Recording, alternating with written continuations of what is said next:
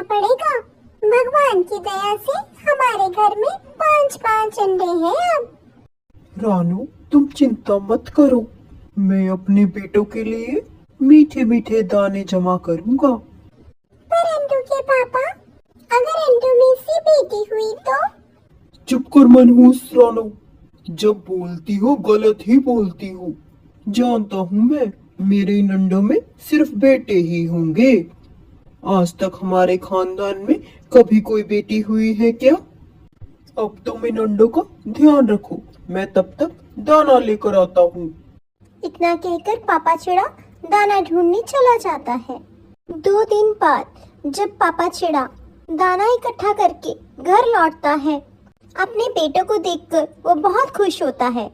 मैं कहता था ना रानू, हमें बेटे ही होंगे।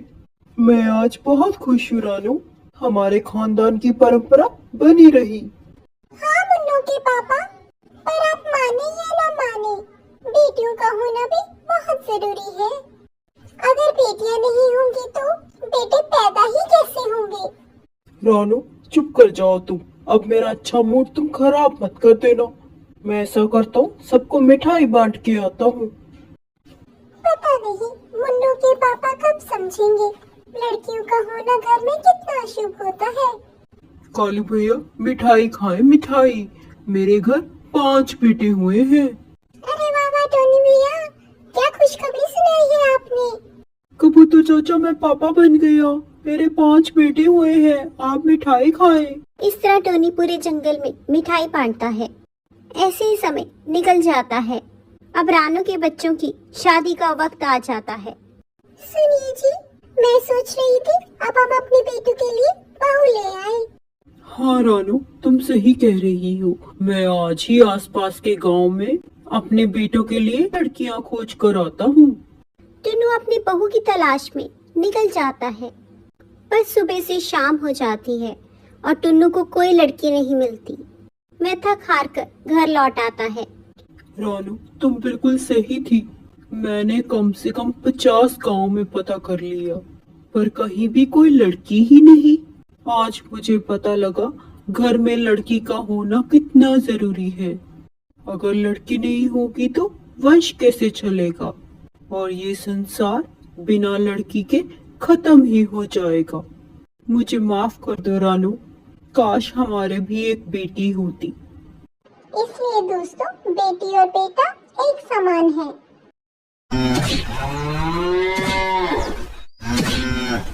कालू अपनी गाय को बहुत मारता था।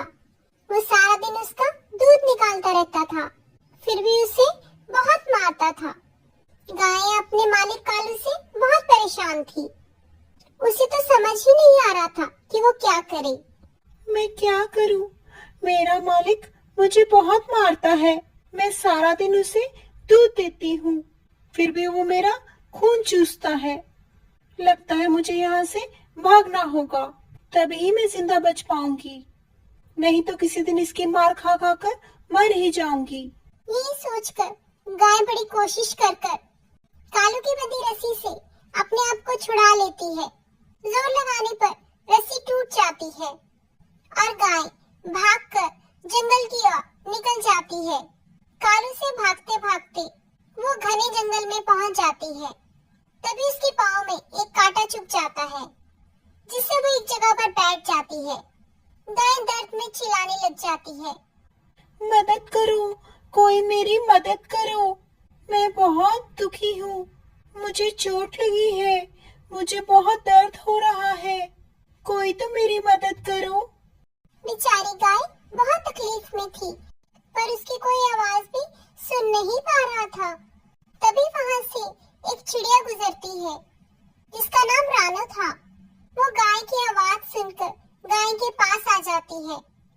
वो गाय के पैर में लगी चोट को देखती है और सोच में पड़ जाती है।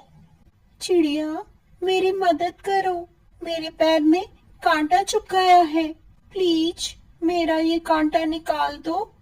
गाय दीदी, आप चिंता मत करें, मैं अभी आपकी मदद करती हूँ। मैं तोता डॉक्टर को लेकर आई, वो आपका तुरंत इलाज कर देगा, आप घबराइए नहीं। इतना कहकर चिड़िया तोते डॉक्टर को लेने चली जाती है। गाय चिड़िया का इंतजार करने लग जाती है। जल्द ही चिड़िया तोते के साथ वापस आती है। तोता डॉक्टर गाय की चोट पर मरहम पट्टी कर देता है। शुक्रिया चिड़िया बहन, मैं आपका ये एहसान जिंदगी भर नहीं भूलूंगी। गाय दीदी, आप कैसी बातें कर रही हैं?